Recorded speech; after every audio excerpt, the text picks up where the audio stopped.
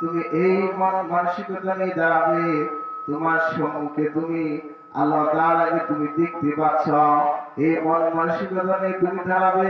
আর যদি তুমি আল্লাহ রাব্বুল আলামিনকে দেখতে না পাও, এই মানসিকতা তোমার থাকবে, আল্লাহ রাব্বুল আলামিন তোমাকে দেখছে, আপনি কার সম্মুখে দাঁড়াচ্ছেন? রাজার রাজা বাদশার বাদশা সকল ক্ষমতার মালিক আল্লাহ রাব্বুল আলামিন, তার সম্মুখে আপনি দাঁড়াইছেন। আর আমরা কি করি? সেখানে নামাজের ভিতর দাঁড়াইয়া কি করতেছি? হেলে দুলে এদিক দিয়ে আপনার কান খাইতেছি, আবার কি করতেছি? কাপড় লড়াইতেছি, বিভিন্ন জিনিস করতেছি। আপনার ভয় থাকবে নামাজের ভিতর দাঁড়াইছেন, আমাদের নামাজ কেন হয় না?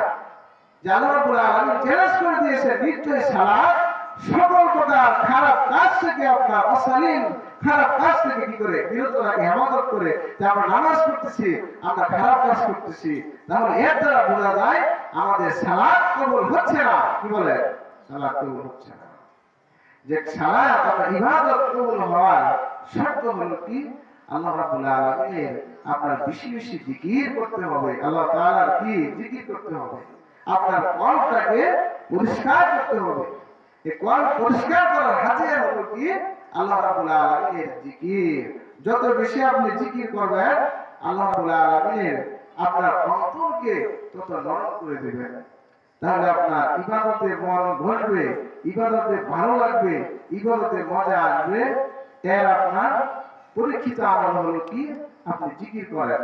কল্পের ভিতর কি মরিচিকা ধরে যায় আমাদের।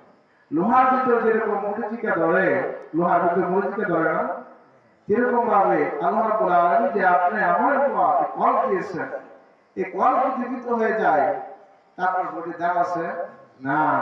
এই যে রূহ আত্মা, এই আত্মা যদি আপনার বডি থেকে চলে যায়, আপনার বডির কোনো দাম নাই।